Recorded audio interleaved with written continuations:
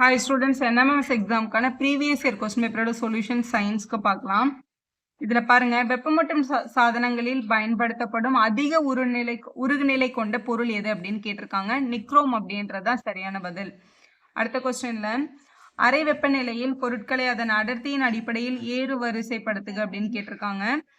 First மரம், மண்ணெண்ணெய், நீர், அலுமினியம், பாதரசம் அப்படின்றது தான் சரியான வரிசை.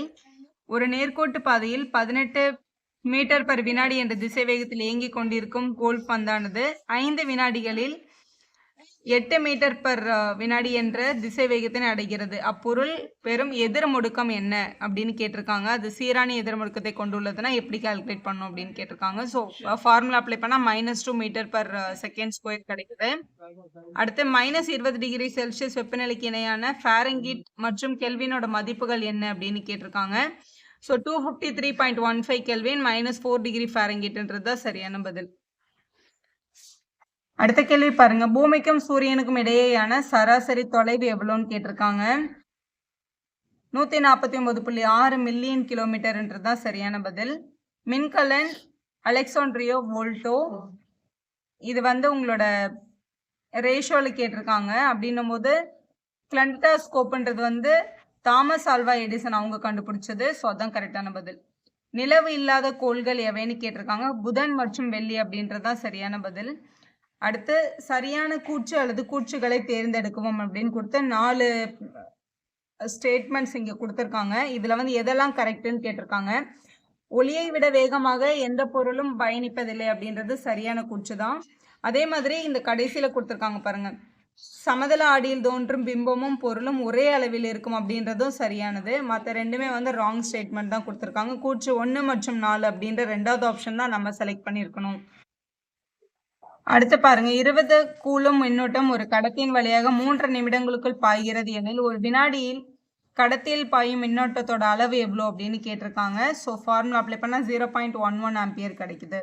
ஒவ்வொரு திரவமும் வெவ்வேறு வேகத்தில் நகர்கிறது அப்படின்னு ஒரு கூற்றும், திரவங்கள் இயங்கும் போது அவற்றின் திரவ அடுக்குகளுக்கு இடையே அவற்றிற்கு இணையாக செயல்படும் உராய்வு விசையானது அவ்வியக்கத்தை எதிர்க்கும் வகையில் அமைந்திருக்கும் அப்படின்னு காரணம் கொடுத்துருக்காங்க.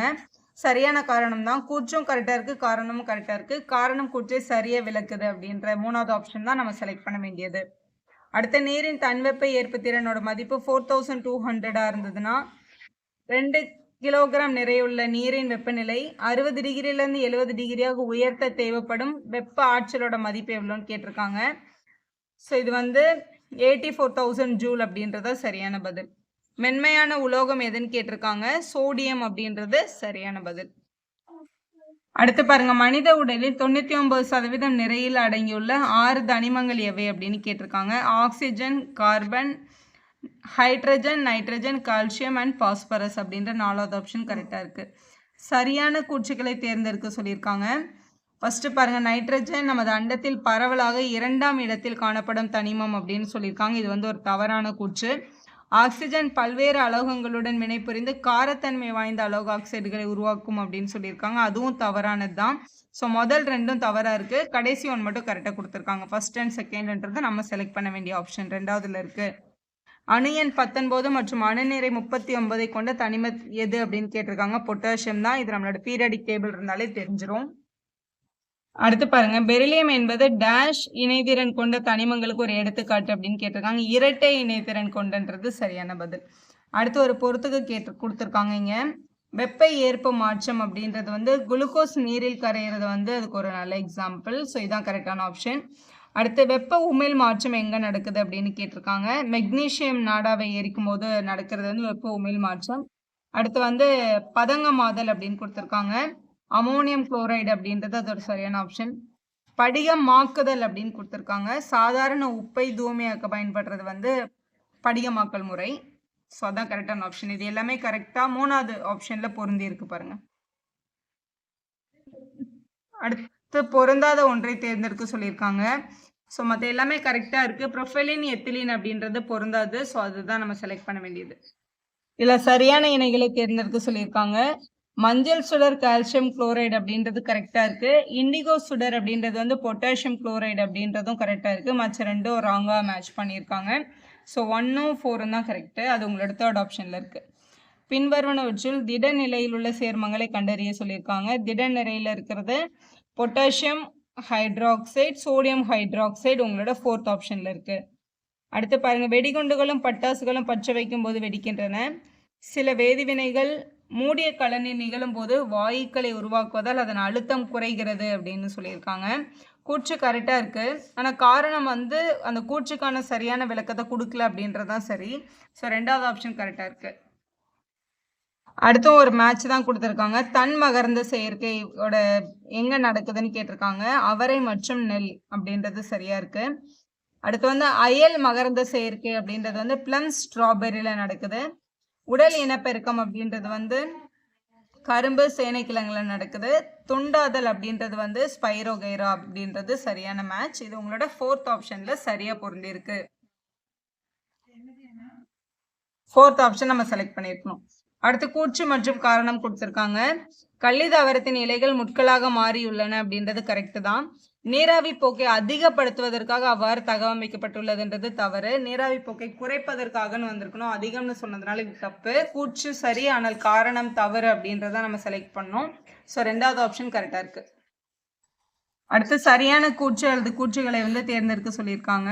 ஊட தண்டில் தரையின் மேற்புறம் வளரக்கூடிய கிடைமட்ட தண்டு உடைந்து ஆங்காங்கே வேர்களையும் புதிய தாவரங்களையும் உருவாக்குகிறது அப்படின்னு கொடுத்திருக்காங்க. இது சரியான கூற்று தான்.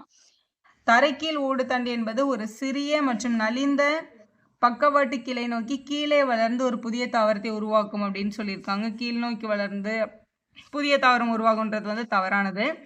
குட்டையான ஓடு தண்டு என்பது இலையின் கோண பகுதியிலிருந்து தோன்றும் குட்டையான தடித்த கிளை அப்படின்னு சொல்லியிருக்காங்க. இது வந்து சரியா இருக்கு. ஸோ முதலும் 3rd கரெக்டா இருக்கு. ஸோ 1 மற்றும் 3 அப்படின்னு அவங்க 3வது ஆப்ஷன்ல கொடுத்துருக்காங்க. அதுதான் நம்ம செலக்ட் பண்ண வேண்டிய ஆப்ஷன். அடுத்து பாருங்க, கீழ்காணும் செல் அமைப்பு வரைபடத்தில் குறிக்கப்பட்டுள்ள பாகங்களோட சரியான வரிசை எடுத்து எழுது அப்படின்னு சொல்லியிருக்காங்க. ஸோ இது வந்து மேட்ச் பண்ணியிருக்காங்க. ஃபர்ஸ்ட் இதில் ஏ அப்படின்றது வந்து கோல்கை உறுப்புகளை குறிக்குது. அதே மாதிரி பின்றது வந்து பசுங்கணிகங்கள், சி எண்டோபிளாச வலைப்பின்னல், டி வந்து மைட்ரோகாண்ட்ரியால வந்து மேட்ச் பண்ணியிருக்காங்க. அதுதான் சரியான இது. உங்களோட 2வது ஆப்ஷன்ல சரியா கொடுத்துருக்காங்க பாருங்க. ஏ கோல்கை உறுப்புகள், பசுங்கணிகம், சி இதுதான் சரியான மேட்ச். 2nd ஆப்ஷன் தான் நம்ம செலக்ட் பண்ண வேண்டியது. அடுத்து முதுகுத்தண்டில் ஏற்படும் காயங்களை குணப்படுத்தவும் தடுக்கவும் எந்த செல்கள் பயன்படுகின்றனன்னு சொல்லியிருக்காங்க. மூலச்செல்கள் அப்படின்றது சரியான பதில். டேஷ் செல் பகுப்பின் போது குரோமோசோம்களை பிரிக்க உதவுகிறதுன்னு கேட்டிருக்காங்க. சென்ட்ரியோல்கள் அப்படின்றது தான் சரியான பதில். 4th ஆப்ஷன்ல இருக்கு. தாவரங்களில் சிட்ரஸ் கேன்சர் நோயை உண்டாக்கும் நுண்ணுயிரி எது அப்படின்னு கேட்டிருக்காங்க. சாந்தோமோனஸ் ஆக்ஸ்னோபோடிஸ் அப்படின்றது சரியான பதில். 2வது ஆப்ஷன்ல இருக்கு.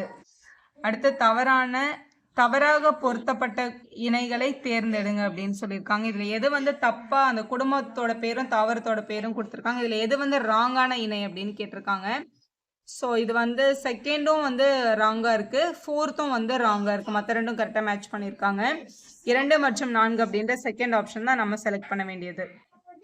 அடுத்து பாருங்க, மாலைக்கண் நோய் விட்டமின் ஏ. அப்போ ஈறுகளில் இரத்த கசிவு அப்படின்றது எந்த விட்டமினோடதுன்னு கேட்குறாங்க. விட்டமின் சின்றது தான் சரியான ஆப்ஷன். பின்வருவனவற்றில் பாக்டீரியா தொற்றால் உண்டாகும் நோயை கண்டறிங்க அப்படின்னு கொடுத்துருக்காங்க. இதில் நிறைய ஆப்ஷன்ஸும் கொடுத்துருந்தாங்க. இதில் வந்து பாக்டீரியாவால் வரும் தொற்று வந்து காசநோய், காலரா, டைஃபாய்டுன்றது தான் சரியான பதில். உங்களோட ஃபர்ஸ்ட் ஆப்ஷனே கரெக்டாக இருக்குது. பூஞ்சைகளினால் கோழிக்கு உண்டாகும் நோயோட பெயர் என்ன அப்படின்னு கொடுத்துருக்காங்க. ஆஸ்பெர்ஜிலஸ் அப்படின்றது தான் கரெக்டான ஆப்ஷன். உங்களோட 2nd ஆப்ஷனில் இருக்குது. அடுத்து 143ல பட்டுப்பூச்சியின் முட்டைகள் அடைகாக்கப்படுவதற்கு முன் எத்தனை நாட்கள் குளிர் வெப்பநிலையில் வைக்கப்பட வேண்டும் கேட்டிருக்காங்க. 6 வாரங்கள் அப்படின்றது சரியான பதில். அடுத்து பாருங்க, மனித உடலின் மிகச்சிறிய மற்றும் மிக நீண்ட செல்கள் யாவைன்னு கேட்டிருக்காங்க. இரத்த சிவப்பணுக்கள், நரம்பு செல்கள், இவை 2 தான் நீண்ட செல்கள். ஸோ இதுதான் கரெக்டான ஆப்ஷன். அடுத்து பண்புகளும் செயல்பாடுகளும் கொடுத்துருக்காங்க. இதில் ஃபர்ஸ்ட் வந்து குருத்தெலும்பு மூட்டு அப்படின்னு கொடுத்துருக்காங்க. குருத்தெலும்பு மூட்டு அப்படின்றது வந்து அதிர்ச்சியை உறிஞ்சுவதற்கும் உராய்வை தடுப்பதற்கும் பயன்படுகிறது அப்படின்றது தான் உங்களோட சரியான ஆப்ஷன். இது உங்களோட 4th கரெக்டாக இருக்கு.